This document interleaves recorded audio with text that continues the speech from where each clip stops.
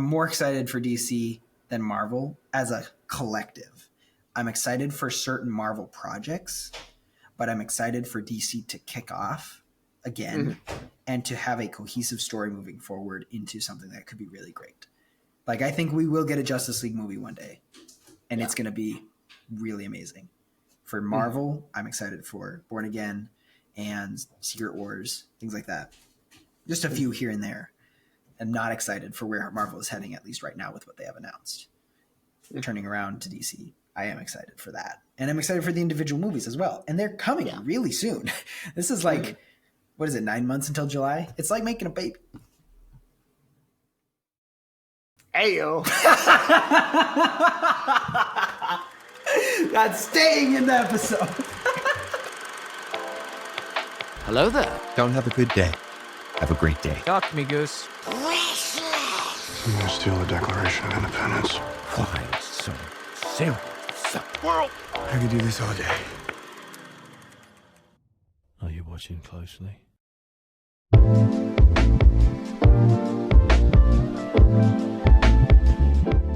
I don't know how passionately you listen to Blurry Creatures. Like, is it an every episode type of deal? Pretty much, yeah. Okay. So I don't know how recently it was, but I listened to Rescued by a UFO with Gary Stewart. And that one was kind of like, I wouldn't say eye-opening, but it was pretty eye-opening.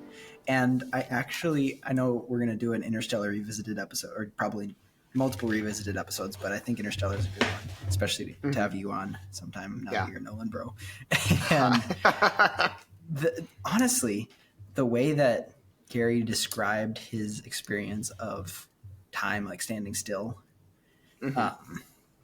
because of his UFO experience, and others have said this too, and me connecting it with Interstellar really makes me think that the point of spiritual beings is that they probably have some sort of visibility status is one thing, but another thing is probably time. They're not bound by time. And so being able to sometimes, like, people are kind of drawn into that. And that's the supernatural experiences. It's even explains some things in the Bible, like Moses and the time standing still, even though that was more physical, like the earth stopped rotating around the sun, or stops rotating and revolving. But it was still, God controlling time.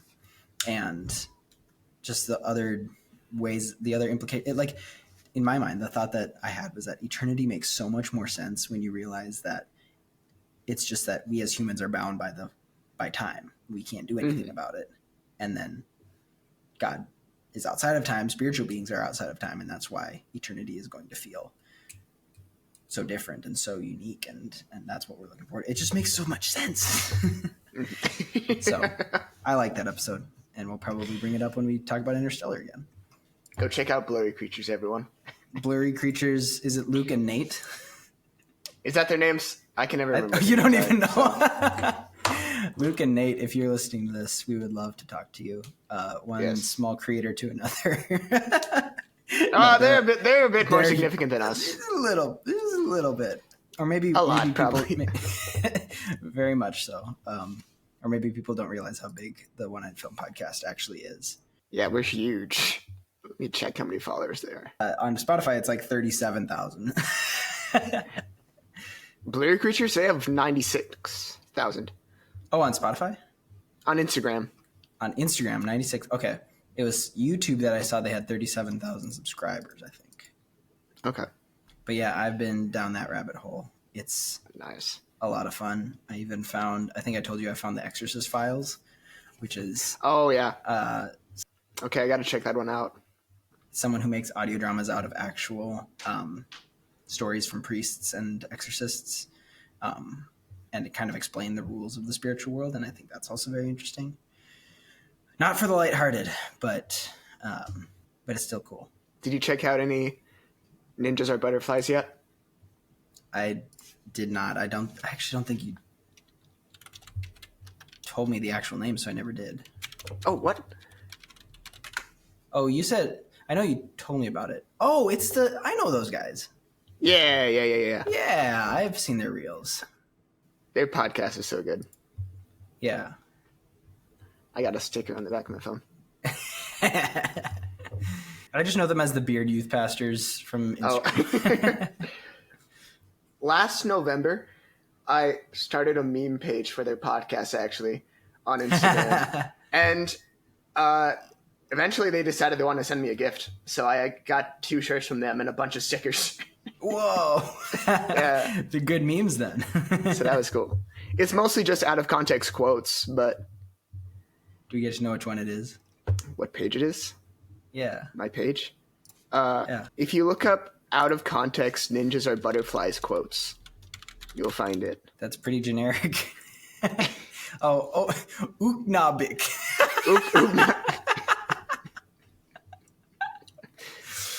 Oh, yeah. Hey, if anyone wants to make a fan page of us, Yeah, make a meme page of us, someone. there would be so many quotes. Oh, Not hey, look, I got a new necessarily follower, guys. Being held in Dallas's arms as an atom bomb drops, probably the best way to go. Cool. Yeah, I remember I ran a Northwestern meme account. Wait, which one did you run? Oh, Can you reveal this? it's long gone. I don't. Maybe I even got it deleted. UNW News. Okay, I don't even remember that one. Oh, you can still find it. I just found it. It's pretty lame. As in, you could tell that it's all the pictures were taken on $100 phone. That wasn't that great, and the jokes were not that great either. What did I have? 28 posts. Oh, there's a few. Yeah, the Ephesus Eagle does way better. I mean, Yeah, I think when I saw the pretty good. Ephesus Eagles start, I found the login just to say this is what I always wanted to be. Good job, guys. Because they, me, the peak of comedy, really wanted to make everyone laugh. And yeah, I didn't like that. I don't know if Or you I were like a part of it, but it seemed like there was like this hidden society of like the mods of the different UNW meme pages. I do remember that. Were you I in that remember. group chat? No, I actually was. I was in the group chat. You were? Okay. I forgot if it went anywhere or did anything. It might have just been a place to collab, but yes, I was in there, Okay. and I felt so included. I love this one. To whom it may concern, everyone thinks you're really cool and funny for painting over the 516 rock. Well, time to get into oh yeah, we were going to start the off-topic intro to the episode. So there we go. We got our There's our off-topic topics. off-topic topic. And some people will only be able to understand some of the stuff if they went to Northwestern, which is actually probably a large percentage of our listeners because our fan base is not that big. But you can change that by sharing this with your friends. Yeah. Okay. So, DC. So, Batman. DC. I suppose I should explain what our idea for this episode is and following episodes. We had the idea, and I pitched it to Zach. He liked it. Is to do like a State of the Union or last year of, previous franchise years to look back for posterity, to know what we were thinking, because obviously things haven't happened yet. Imagine that. And I think we're only in like coming up on 2-year anniversary of the podcast. And we'll start this to look back each year and figure out where we're at. It'll probably be a summer episode because the end of the year gets clogged up with a lot of Christmas stuff and New Year's stuff. No, I actually love those episodes. They're actually some of my favorite. I'm looking forward to Christmas, looking forward to our year in review and 2025 predictions. Love those episodes, but I don't want to stuff the State of the Union or State of the Franchise. We'll call it that as a working title. State of the Franchise. Nice. That was a good one. That was like a 9 out of 10. Oh, thank you. State of the Franchise will be summer episodes just to kind of space some stuff out. And it'll hopefully be consistent as long as the podcast is going. There a dog outside. Can I pet that dog? Can I pet that dog? Can I pet that dog? And so we're going to start with the DCU. Probably do Star Wars with Isaac, and we'll come back to the MCU. We talked plenty about the MCU. But especially 2024 is interesting, as I've said, because there has been not a lot of things. It's been a year of transition. DC didn't have anything coming out except, well, Aquaman 2 came out this year, didn't it? No, that was like December. Oh, that's last right. year. It was a December one. Yeah, 2023. Okay, so legitimately, nothing from DC has come out, which is understandable. They scrapped everything at the end of, they were just going to keep releasing the few that they had in the pipeline. And a lot of news has been coming out in the last 9 months, which is October now already. Goodness gracious. Mm-hmm. A lot of news has been coming down the pipeline of what the DCU will look like under James Gunn. And we can talk about that. We can talk about where the DC EU was, things like the Snyderverse if we have time. But recently we had... And the Elseworlds projects too. You're going to have to be the pro on that because I honestly don't know. Is that the... I mean, there's 2 of them out right now, I think. Because there's Penguin and Joker 2. Okay. You had to explain projects. who or what the Elseworld projects was because I didn't. I wasn't mean, familiar with it by that term. DC projects that aren't part of the main canon that Gotcha. Gunn is creating. So Yeah. And I think the Batman is going to be very telling with how DC moves forward because even yesterday I saw a headline, and headlines are just Instagram first pictured on the rotating what are they called? Carousel. They're called carousel, like carousel pictures on Instagram. dude, I can hear geese fly by your window. All right, well, they're flying away, so Oh, okay. I know my mic is very sensitive and I need to fix that. I saw again, the equivalent of a headline for Gen Z is the first picture in an Instagram carousel saying that Warner Bros. Wants Robert Pattinson's Batman to be the DCEU Batman. And I bet James Gunn does not like that. Not that he doesn't like the Batman. I'm sure he and Matt Reeves get along. I think Matt Reeves is even helping on Dynamic Duo, which was also announced recently. But the Warner Bros. Forcing that is egotistical and maniacal and very annoying that they don't just let the directors do what they want. So I don't think that's the right call, even though our beloved High Top Film says it is. Or did he say the opposite? I forgot. I think he had a video. Oh, I don't know if I ever saw that one. High Top was arguing for consistency and one story, which makes sense for the cinematic universe perspective, and yet I think that it's okay. And that's partially off of the Troy Oboyo, again, I don't know his real name, the Troy Oboyo video where he wants like a couple different projects in the works, not necessarily connected. And I've even advocated for unconnected projects just so that it doesn't have to make sense. Just make a Bane movie and have him be, well, then it kind of turns into an anti-hero story, which is fine, but then you kind of turn into Sony. So maybe you just have a Batman as the antagonist through all of them, but it's not a Batman. Like, it's not about Batman. I don't know. But I just think you need clear distinction of like what's main universe and what's an Elseworld project. I think that's kind of just what they really need to do. I mean, even putting like DCU at the top of the posters and everything for the DCU movies, just so people don't get confused. Because if you're gonna like intentionally be doing all these Elseworlds projects, there's bound to be confusion if you don't label things correctly. So, well, and I don't know exactly how many people, like if you were to poll all the people who watch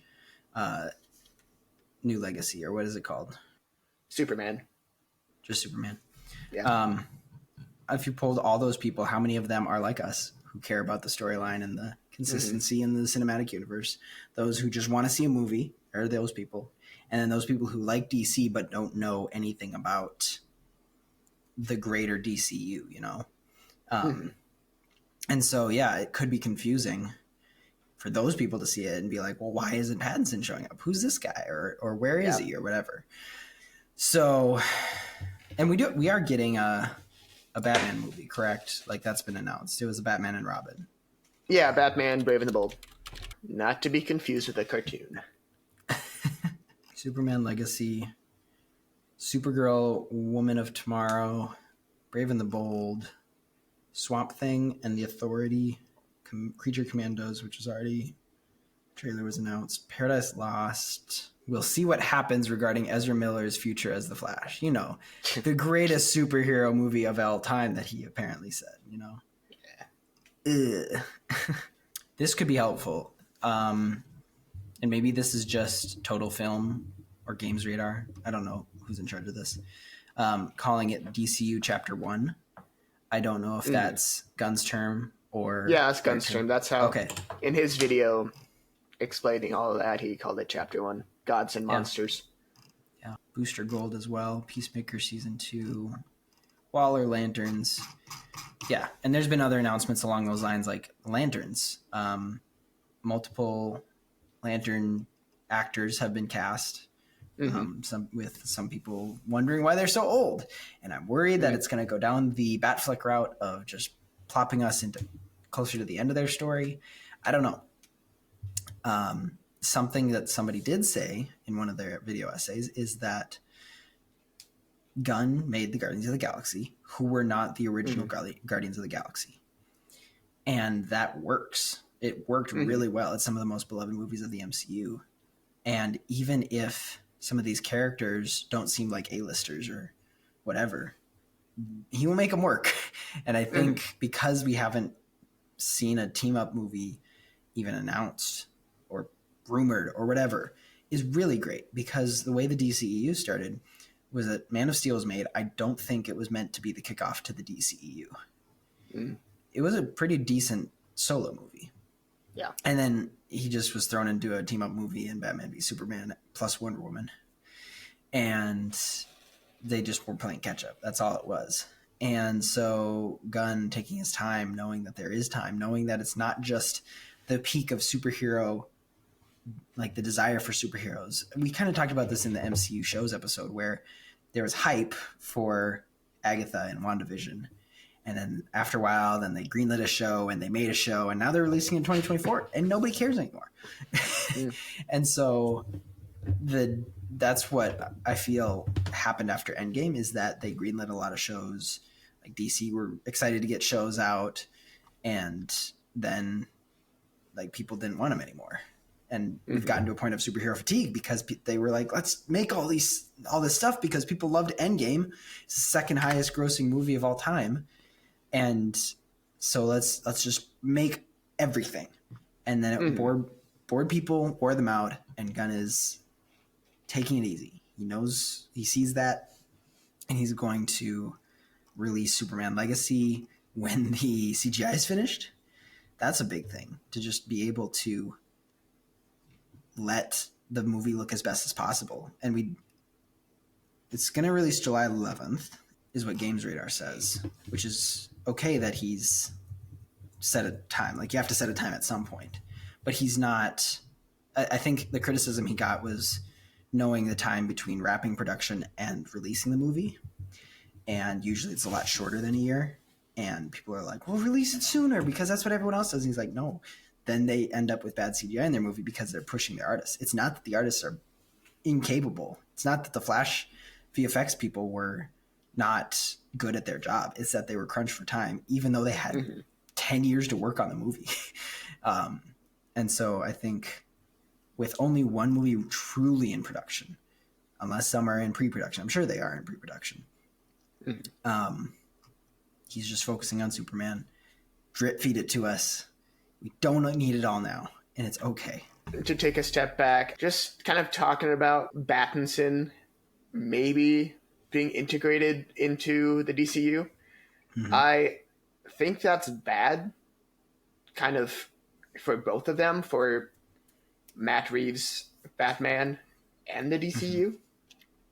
Because, in all honesty, I don't think we're going to get movies in the DCU that are as good as the Batman.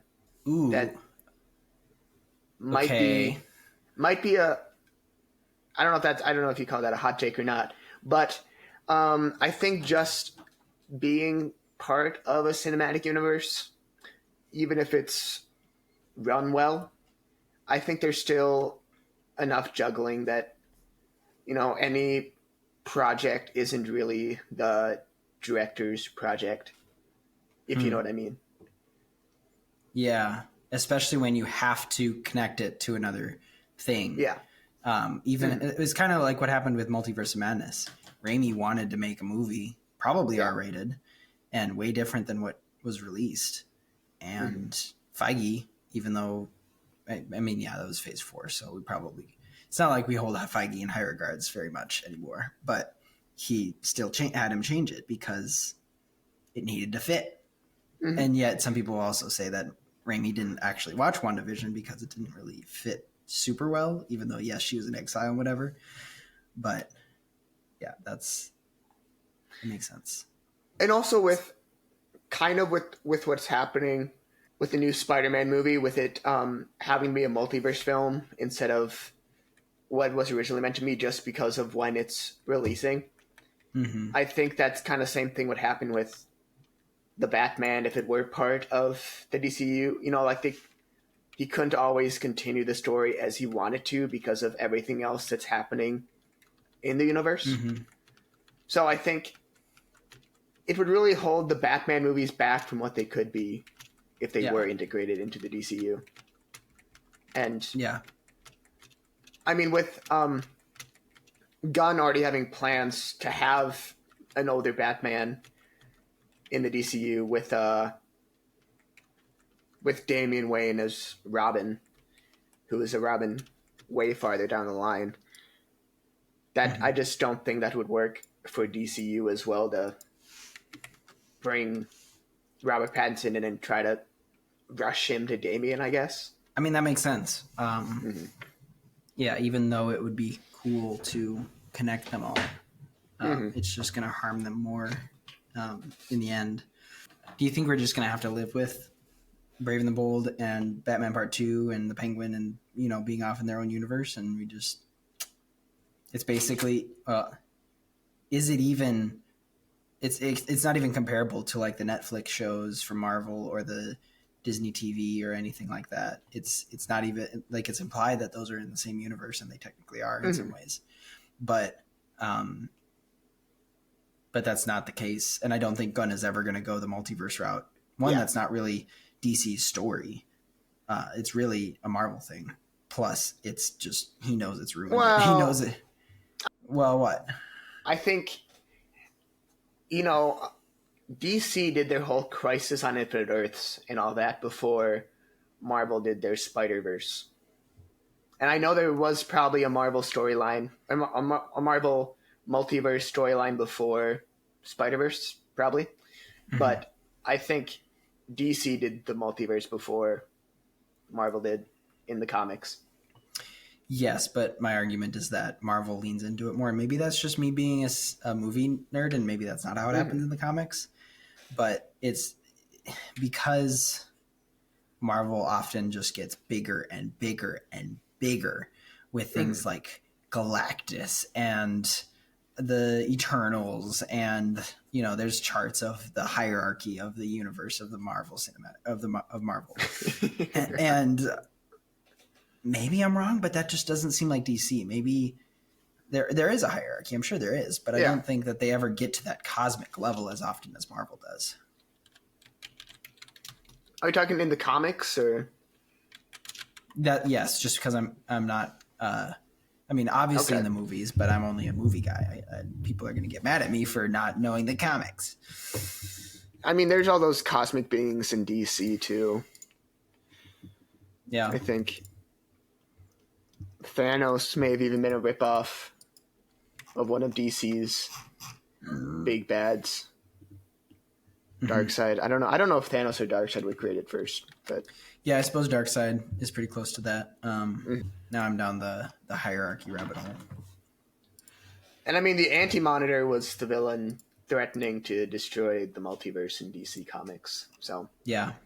they have some of those bigger hierarchy villains. Yeah. This is really interesting now that I'm looking at it.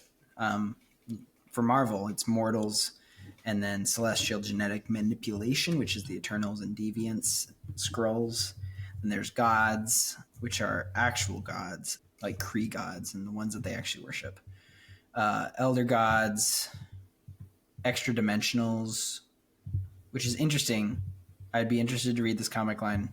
The extra dimensional being from heaven is God, or El, which is literally probably the Christian God. Probably not described very well. I'm trying to recognize others from this list. There's cosmic entities, Uatu. Those are the Watchers, and then above that is the Proemial gods. Again, don't recognize them. Then there's like the one before all, Nemesis. The one above all is the top one, which is the all god, Yahweh. Again, I don't know if that's... I can understand respecting like the Christian God and saying that he's the one above all, but yet if it's just another character in a Marvel comic, it's still not worth it. Yeah, I just know that the hierarchy is one. You always got to have a bigger villain, and often that ends up being the next in the food chain of supernatural beings. Even though you might have the hierarchy like that. I keep saying hierarchy and I think of The Rock. Yeah, I was trying to find a hierarchy for the DC and all I got was stuff about The Rock. So You can't look that up. the hierarchy of power in the DC universe is about to change. Did it, Dwayne? Did it? What was somebody said it's been 2 years since Dwayne dropped this on us. I'm gonna find it because I want to say it properly. It's a tweet that he did about the... Oh yeah, it was the Queen of England one. Sorry to hear about the Queen of England passing. She was a great woman. Too bad she didn't live long enough to see Black Adam in theaters October 21st. Is that an actual tweet from him? I don't know. It just says, "Rest in peace to Her Majesty the Queen Elizabeth II, a great woman who sat on the throne as long as anyone in British history. Sad she will never get to see Black Adam in theaters October 21st. I could legitimately look it up. September. Oh, it was a fake tweet. Oh! Yeah. Which is probably a good thing. But it's totally a thing The Rock would have done. Yeah. He was all about that movie. All right. Well, the hierarchy of the DCU is changing. But I guess... going back to what you were saying about multiverse, even though both universes in the comics use it quite a bit, I still think James Gunn knows that it's kind of been overdone a lot, so I think he's not gonna do it anytime soon. I think he knows how to tell good stories without a multiverse, and I think he's going to really be able to craft a well-crafted universe with just the characters and their stories. Yeah, now that I'm comprehending like the extent of the multiverse in DC, obviously a lot of the Flashes and there's a lot of there's lots of Flash variants. There's the Flash, different Flashes, different universes, and phasing through that. But I still will argue that Marvel leans into it a lot more. In the movies, or at least the MCU does. And like when you think about the concept of the multiverse, at least it seemed like they want us to think that Friendly Neighborhood Spider-Man is an alternate universe from Tom Holland Spider-Man, which is an alternate universe from Tobey Maguire and Andrew Garfield, simply because they were rebooted in our world. Like that's the in-universe explanation for the in-world decisions, right?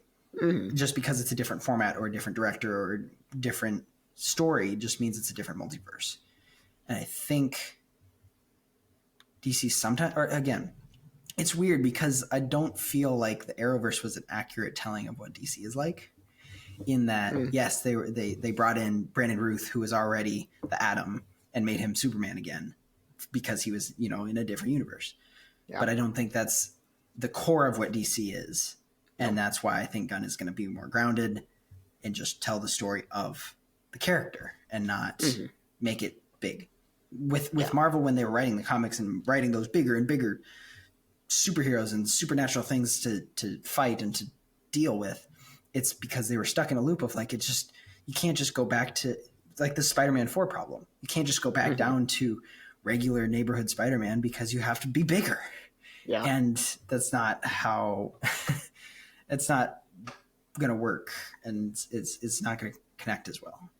Let's rewind the clock a bit to Superman. It's rewind time.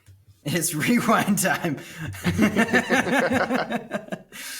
I remember do you remember when this picture was released of him of Corn Sweat putting on his suit? May 6th. Okay. Yeah. I mean, he likes to leak stuff like that just to get people excited. It's not even a leak. There's been some leaks of actual, you know, people from their apartment taking pictures of filming, but people did not like the suit.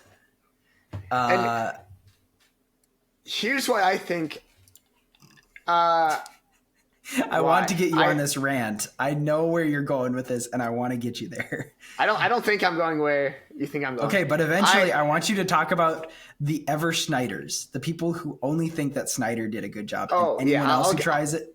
Yeah. I'll get there, but I want to talk about how I think this picture happened. Okay. I think, you know, the Spider-Man Homecoming poster where he's just, you know, like lying in front of like the Washington Monument. Yeah. You know how that was just because Tom Holland was lying like that and they took a picture of him? Yeah. I think that's what happened here. I think James Gunn saw David suiting up and he's like, yo, that looks cool. So he took a picture and that's what became the first look. Mm-hmm. But it doesn't really show off the suit very well. It's, you know, with him hunching over and everything, it ends up. Yeah. You don't see much of the suit at all. Mm-hmm. I mean, you see the boots and you can kind of see the logo, but it doesn't do as good of job as showing off the suit as other first looks have done. Yeah, you're right. I think first off, it's not touched up. If anything, well, maybe that background was like a screen, kind of like a, you know, the surround. I forget what it's called every time. You know, the non-green the volume thing. Volume. Yep, the volume. And that would make the most sense for compositing and such. It isn't a great picture in the sense that it doesn't give us a good first look. Like now we know what the suit looks like. And he's done the Gunn thing where he's just drawn random lines on it, more or less, to make it look technical. I mean, that's just that's like an MCU thing. So yeah, it's probably a carryover from that. But that's basically what the Guardians have had for their movies. But it's not touched up with CGI. It's not photoshopped like a photo shoot, you know, where they'll have their character posters and such. And so, yeah, I do think that it's a cool composition of a picture, but not a good picture because of he should have given us something different for a first look. That being said, it is a suit, and people just hated the suit for being different. Yeah, I mean, I think to add one more thing before I talk about Snyder fans, I think one of the reasons it was baggy is just, you know, I think they sometimes do suits that are a little baggy like that for movability. You know what I mean? Yeah. Like if you're in a skin sight suit, you can't really skin sight. I said toot was the thing I was laughing at. Skin sight. Skin tight. That's not what I meant to say. You got a skin tight suit. That's what I meant to say. You know, you can't move in that very well, especially when you're supposed to be doing like Superman stuff. And, you know, that's something that can get touched up afterwards in CGI. But I think this was just kind of a raw photo taken on set with stuff added in the background, more or less. But Yeah, you're right. With a lot of things, at least with a camera, if you look at like behind the scenes of Supergirl in The Flash, is that yes, they had her on wires. Yes, she had a suit on. And then as they swipe away to reveal the VFX, they're just taking her head and putting everything else on as CGI. It's makes it better for the sake of looking good. But again, I would also argue, going back to as far back as The Amazing Spider-Man, the ripples in the suit make it better and make it more real. Like it's not supposed to be the skin tight. I would say Cavill's suit, like his suit was very glued onto him and very tight. Not only do you think, how do you get out of that, but with the Amazing Spider-Man suit, when in Amazing Spider-Man 2, when he's flying down, that's one of the best shots in the movie, where you can see his fabric rippling in the breeze as he's falling, and that just makes it so real. And that's why I think the Amazing Spider-Man movies are pretty good visually, but I'm not talking about that. Yeah. I'm not saying they should leave it like this, but I also don't think it's the best representation of it. Speaking of Cavill. Yes, that's always Cavill. name. Yes, that's always when I have, because I pronounced it Cavill for so long before knowing it was pronounced Cavill. Before William bluntly corrected you that one episode. Oh yeah, thank you, William. Anyway, I think that's kind of why he's one of the main reasons. I mean, not him directly. He's indirectly one of the reasons why that suit and all of that got so much hate, is because it's not Snyder and it's not Henry Cavill. So a lot of people automatically just hate it because they're Snyder fans for ride or die.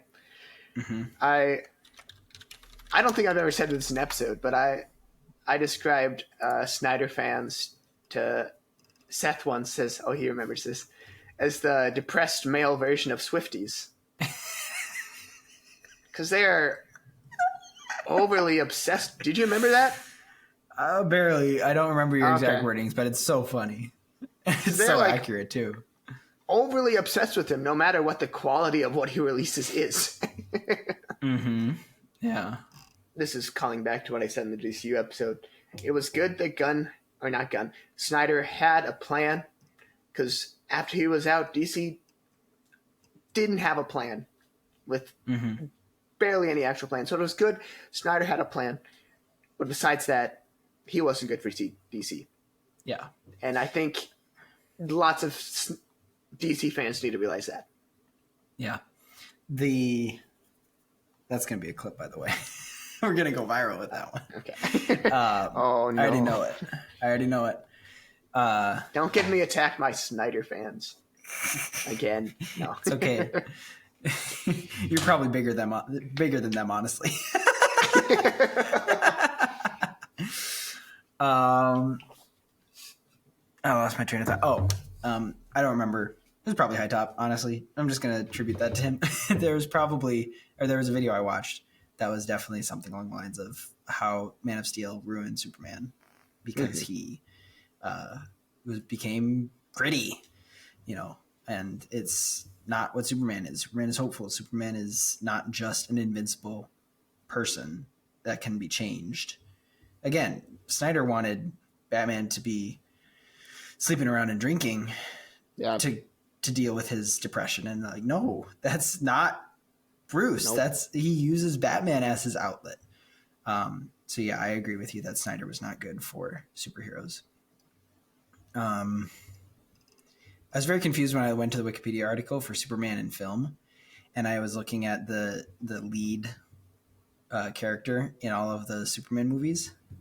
So you had Kirk Allen, early years. Then you had George Reeves for one movie. You had Christopher Reeve for 4 movies. You had Brandon Routh for 1. And then after Brandon Routh was Christopher Reeve again. Oh, for Flash. No.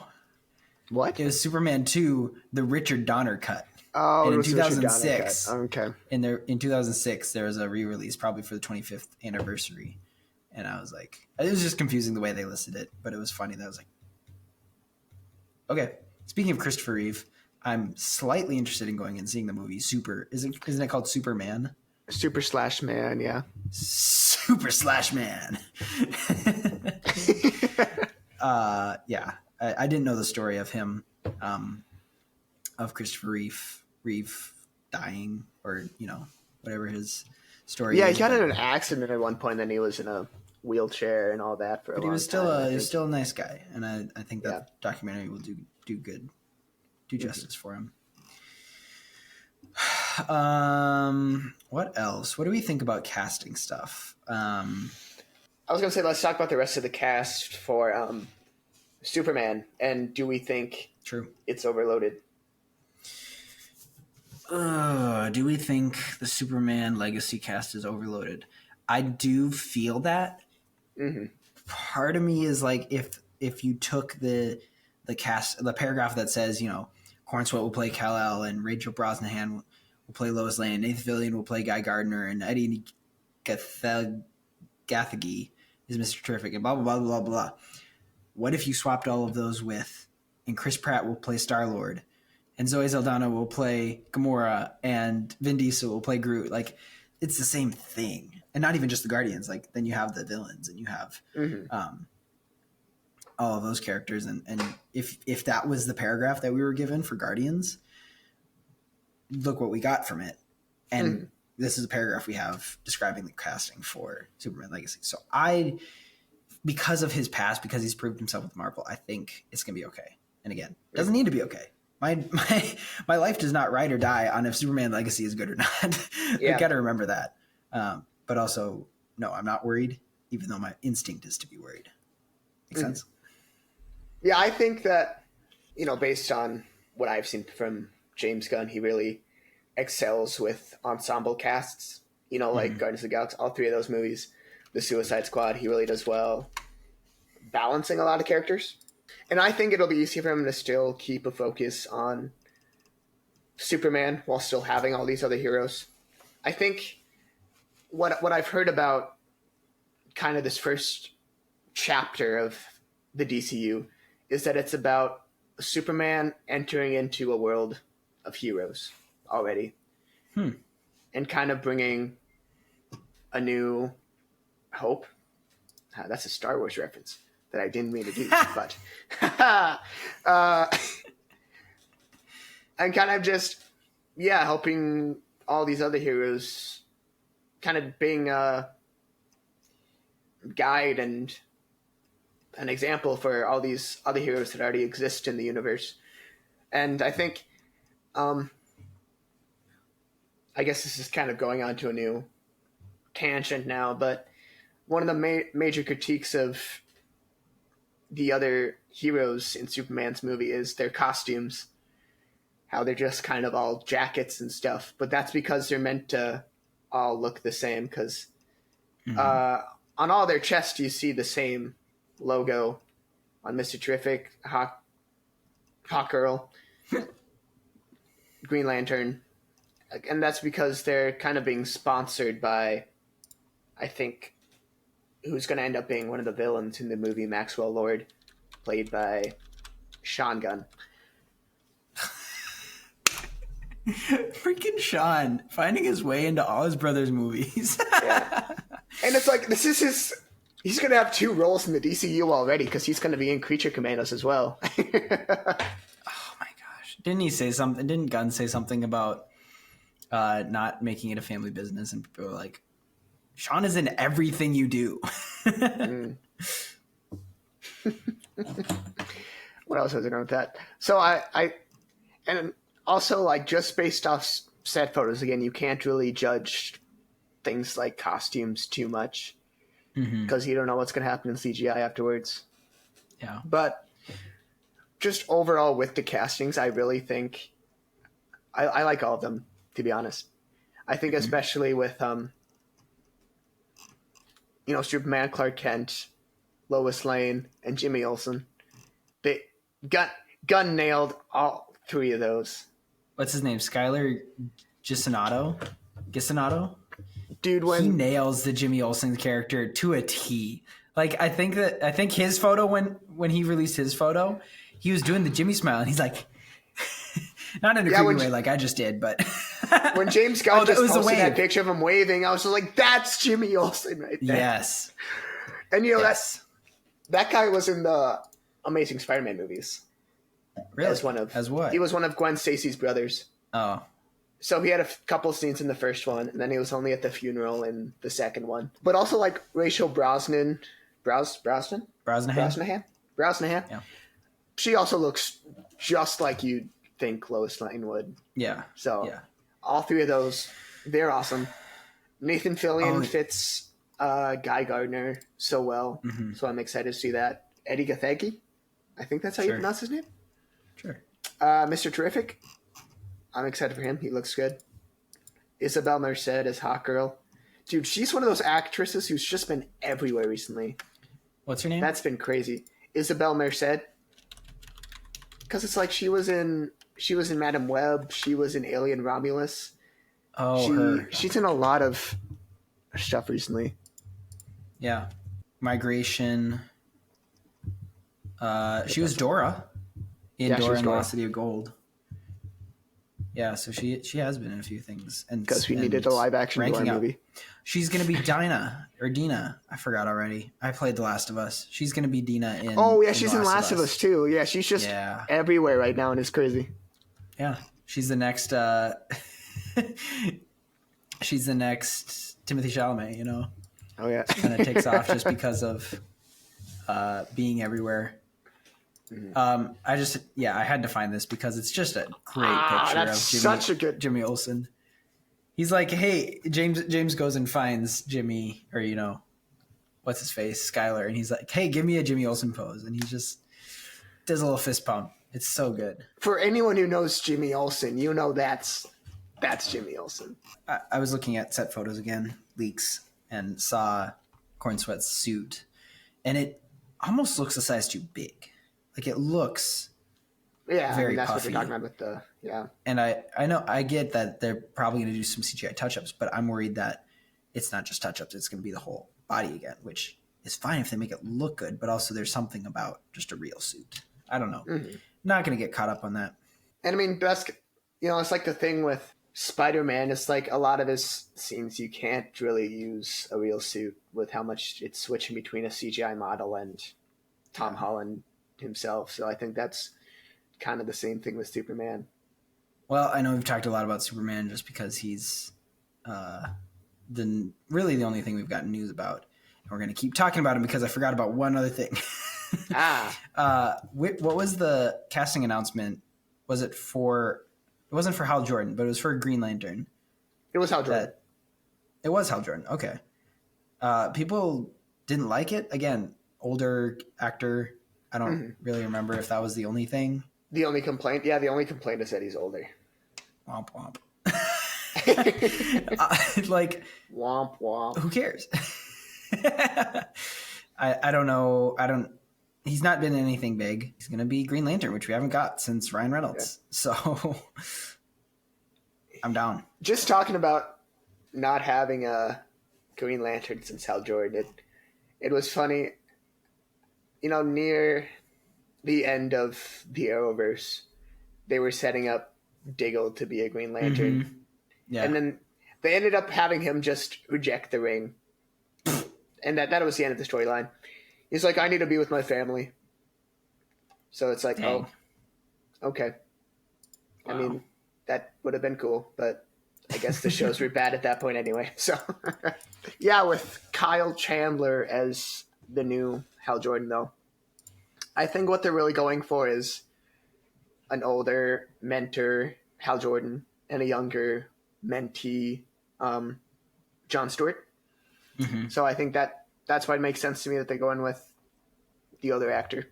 Because, one of the things that James Gunn has said is that a lot of the inspiration for this DC universe came from Justice League Unlimited, the cartoon. And in that series, Jon Stewart was the Green Lantern on the team.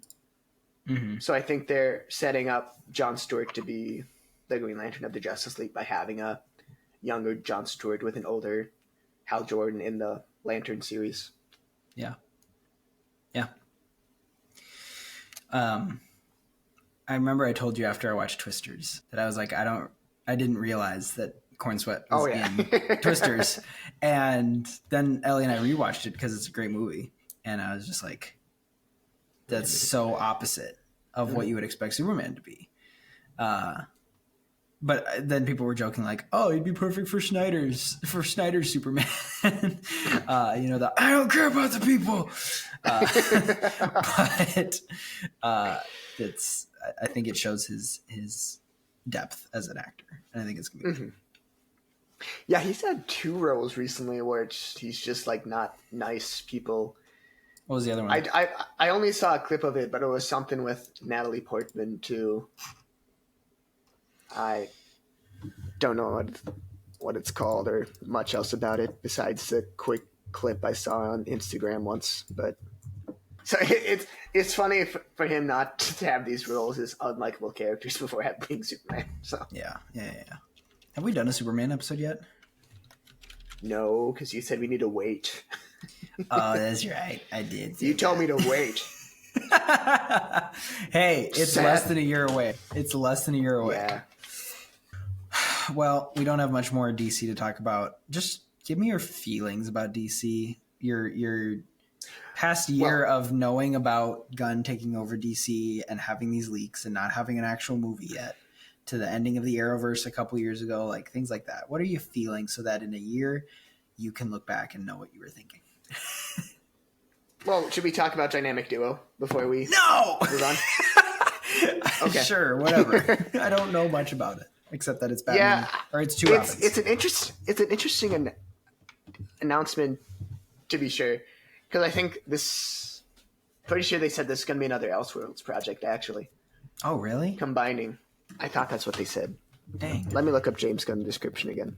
I think Matt Reeves is part of it, but it's not part of any universe already.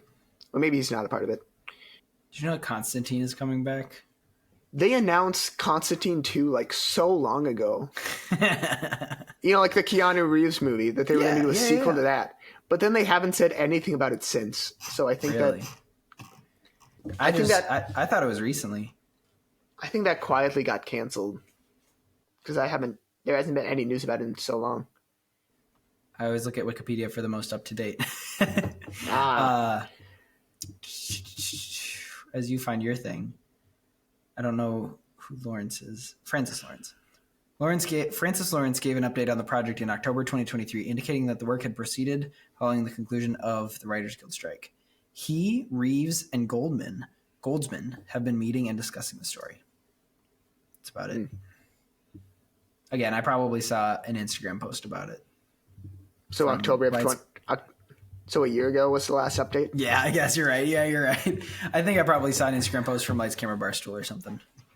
I think it probably got quietly canceled. That's what I think. Yeah.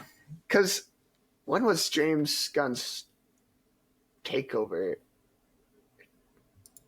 I think his takeover might have been somewhere in there. So. It was early last year because they still had to finish producing the other movies. Yeah. So I think that's probably played a role in it being quietly swept under the rug. Okay, but we're talking about Dynamic Duo, right? Yes, now we're talking about Dynamic Duo. I am excited. The animation part's exciting. Mm-hmm. I think they're kind of setting it up to be competition with Spider-Verse. It's interesting, though, that it's going to be animation, CGI, and puppetry. Yeah, the puppetry got me. I don't know what that means. Mm-hmm. Are they just going to be Muppets some of the time? I actually, out of all of my, I have a degree in animation. I haven't mentioned it in a while. I feel like you might have forgotten. I have never heard of puppets being used in combination with CGI. Mm-hmm. Or maybe it's the other way around. I don't know. Why would you, if you have motion capture, why would you choose for a puppet to do motion capture instead of a human? Mm-hmm. Or maybe that's not the way that they're going, but that's the way I see it, and I don't get it. Yeah. So, what about the actual story, though? Like, two Robins or a former Robin. What was it supposed to be? Dick Grayson and Jason Todd working together. I mean, depending on the direction they're going with it, because to me it sounds like a team-up movie with Nightwing and Jason Todd, or Nightwing and Red Hood, which is exciting to me because I think it'd be cool to see both those characters in a movie. Yeah. But it's also going to be about both of their origins too. So, I mean, this is just their initial announcement on it, so we don't know. Oh, Matt Reeves is a part of it. Yeah, he is. Okay. That's the weird part. Yeah. Well, I think it's, because he was also a part of the Caped Crusaders show that started this past summer. Sure. So it's cool to see him helping out with these other projects. But, I mean, if it's a team-up movie with Nightwing and Red Hood, I'm excited, and that's what it sounds like it is. And the animation just makes it more intriguing. Yeah, quick question.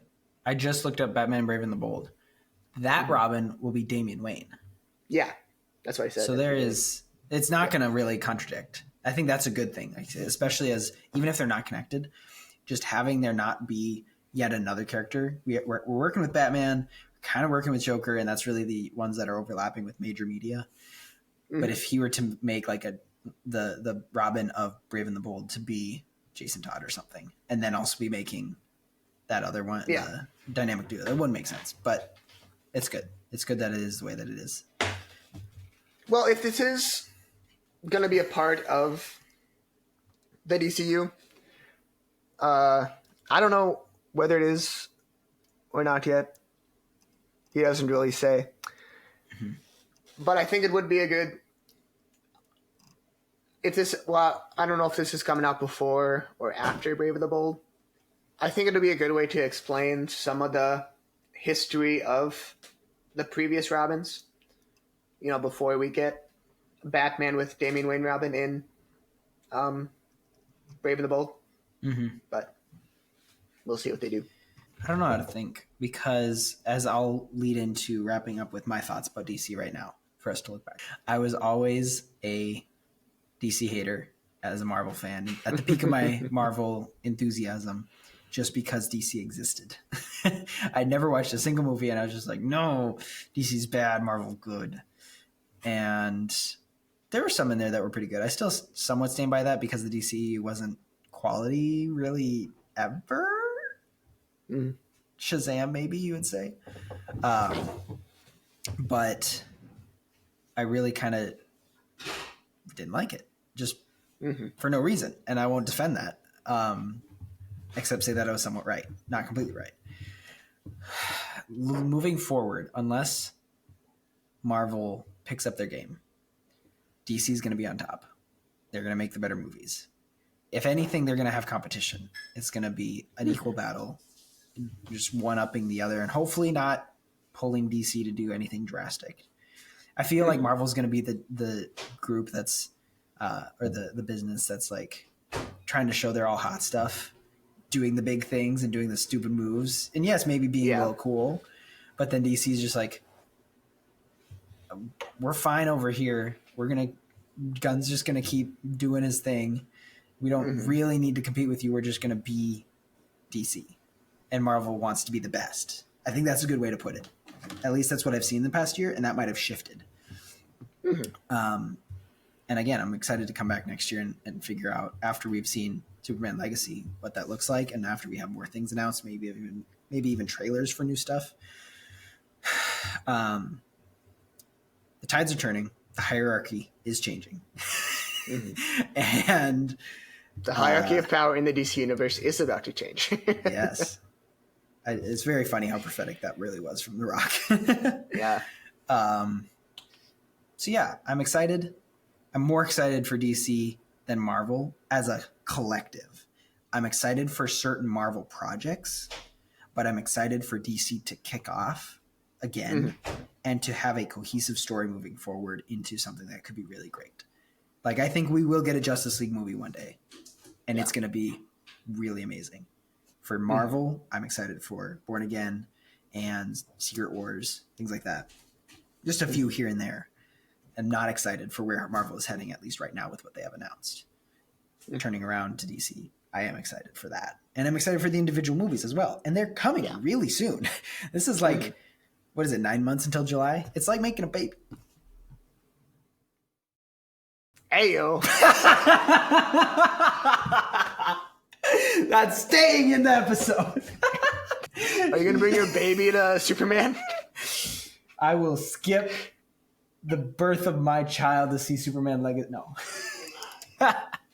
No, I won't. I'm not pregnant. I didn't mean that. I just thought it was funny. Important specification. Yes. I'm actually looking. Is it 280 days? It's 9.2 months. It's literally perfect. Does that make sense? Like my perspective of DC, and I know I really shouldn't be comparing it to Marvel, but I think that really sums up because it's been compared to Marvel for so long, and Gunn from Marvel is now the head of DC. I don't think he sees it as a competition. I think he sees it as a new chance to be in charge and to do what he's always wanted. And I think that feeling of making things into a cinematic universe usually doesn't bode well, but Gunn has worked in a cinematic universe and he knows, one, how to make a complete story, how to make things work with others. And I don't think he's going to, if anything, he's going to either poke the directors to go one way or encourage them to go one way, but I don't think he's going to be laying down the law to make them do something, or else they're going to get fired and have somebody else take over the project. Like I feel like has been done in other movies. So, yeah, I would say I think if Warner Brothers lets Gunn be, I think keeps we could their have dirty something little really good fingers happening. out of their projects. It makes me a little nervous hearing about how they're pushing him to put Robert Pattinson in as Batman and stuff like that. Because I mean, if maybe that's just a one-off thing, or maybe they're going to try and push him to do other things. But I hope James Gunn is. I mean, ultimately, Warner Brothers is in control of everything more than James Gunn is in this situation. Yeah. So, I mean, if they really wanted Robert Pattinson as Batman, they could probably just make it happen over James Gunn's head. I think James Gunn could do a great job at crafting a universe. And I hope, without really thinking about competing with Marvel, as you said, I think Warner Brothers might still be a bit more concerned about competing with Marvel. But I think James Gunn, on his own, as the head, well, him and Safran. No one ever talks about Peter Safran. We talk about him more because they're like co-heads. So James Gunn and Peter Safran. I think they, from what we've heard about already, and from what we know of James Gunn from his previous works, I'm excited. I'm optimistic. You'll see me there at Superman Day 1. Maybe. Hopefully I'll be there Day 1. It'll be cool to be there Day 1. There have not been a lot of movies that you're like, opening night, I'm there. I think Superman Legacy is one of those. Well, Superman. It's not Superman Legacy. Really? Yeah, it's just Superman now. Since when? That was a while ago. Every article I've looked at tonight has said Legacy. Did they change it? Yeah, he changed the name. When did they change it? February 29th, 2024. Where have I been? I don't know. The subtitle was dropped at the end of February when filming started. Yeah. Warner Bros. I was going to say that Warner Bros. And Gunn are like cats. you know how cats just kind of always want to be the king or queen of the world. Yeah. And if there's another cat, that's why they fight, is because they know somebody's invaded their territory. But they're not actually mean. They're just in that pose that they're like feeling each other out, determining if they could be friends or not. Maybe saying that Pattinson should be the Batman of the DCU is Warner Bros. Raising their paw, getting ready to slap Gunn and be like, you're on my turf or whatever. You know, I think that's kind of the vibe that I'm getting from their relationship. And again, I think that's creativity versus consumerism that plagues every film studio. And and usually produces really bad media or really good media. Oh, I wanted to talk about kind of the first real connective tissue that we're going to see in the DCU, and that is with Rick Flag Sr. Okay. You know, that's Frank Grillo's character. Yeah. And he's already confirmed for like 3 different projects. Yeah. Which is crazy for a character no one's really heard of before this point. Yeah, I've been very weirded out by that character in the sense that, not weirded out in a bad way, just weirded, like, what are they even doing? And the Creature Commandos is kind of just odd to be like a very soon released thing, you know? Maybe it's going to be like a Phil Coulson type role, you know, like how he was popping up everywhere in the first phase of the MCU. Yeah. But, and it's also just, you know, with Peacemaker, it's funny. I mean, it's not a show I watch, but with Peacemaker Season 2 being canon to the DCU, but being a continuation to the Suicide Squad and Peacemaker Season 1, which are not part of the DCU. That's the only thing that's a little confusing right now. But, yeah, think it's really bad though. I'm like, he should have scrapped it all. Like, I know he likes Peacemaker. Blue Beetle was a decent movie for 2012. I think that's what the Critical Drinker said. I liked that movie. No, it is a good movie. It reminded me of 2012, as in, like, it's a little behind its time, but it was a good movie. Oh yeah. And he should have just scrapped it. He should have started over instead of, you know, trying to maybe tie it in and be like, oh, you know what? Only the stuff that I made actually is worth being in this show or in this movie, you know? See, Blue Beetle makes a bit more sense because there's no real reference to what universe it's in. You know, meanwhile, Peacemaker and stuff had cameos from the Justice League, you know, like Ezra Miller and Jason Momoa, kind of establishing it in the DCEU. But with a movie like Blue Beetle, it's not really set in a specific universe from the movie we got. So yeah, it's easier to rope that in than trying to just say, oh, similar events happen to Peacemaker Season 1 and the Suicide Squad, but they're not actually canon. I am interested to see how they rope in Blue Beetle at some point, though. Yeah. If Marvel doesn't pick him up. Blue Beetle or the actor? The actor. He's apparently getting cast as Nova. Oh. I thought Nova was like kind of like a Booster Gold type character where he's very white. Well, there's not that it matters apparently. There's a few different Novas. Okay. And he's actually pretty good casting for one of them. But then again, it's like, is there only one Mexican teenage actor in Hollywood? Yeah. No, apparently not, because there's Isabel What's-Her-Face. Oh, that he's not. I don't think she's Mexican. Well, I mean, for a guy role, though, which is what you need, is what I'm saying. Yeah. Find someone besides Sholo, whatever his face is.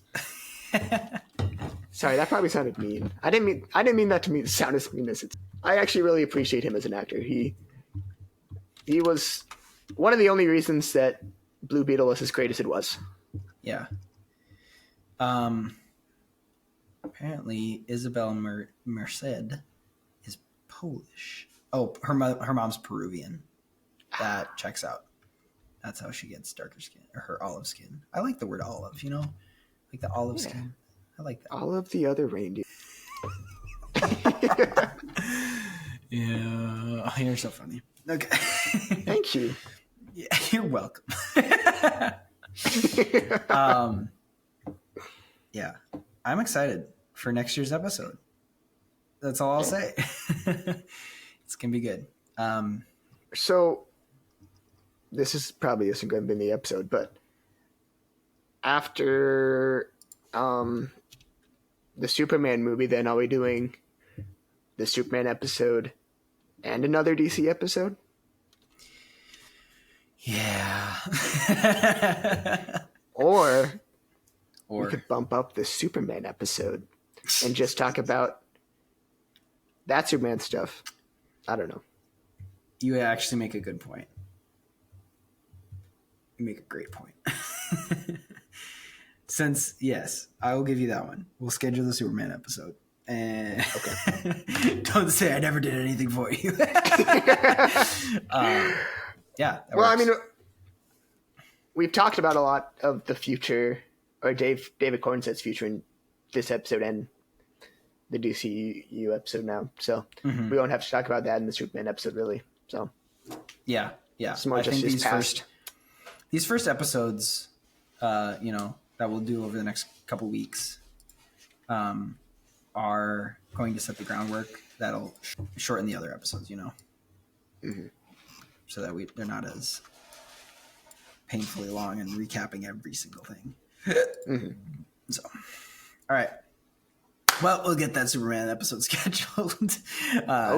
You've convinced me. Thank you, listener and watcher, for consuming our content and sneaking into our conversation as friends, because that's really all this podcast is a couple friends talking, and you get to eavesdrop on us. So thank you for listening and sharing with your friends, because I've done that. And I also know that you follow on all our socials and on YouTube, and you are actively joining the Discord to talk about this stuff, right? Nobody talks in the Discord. Make that change. And make sure you tune in next week for another fun episode. Until then, know that you are loved. God bless. Yes. Here's what you gotta do, listeners.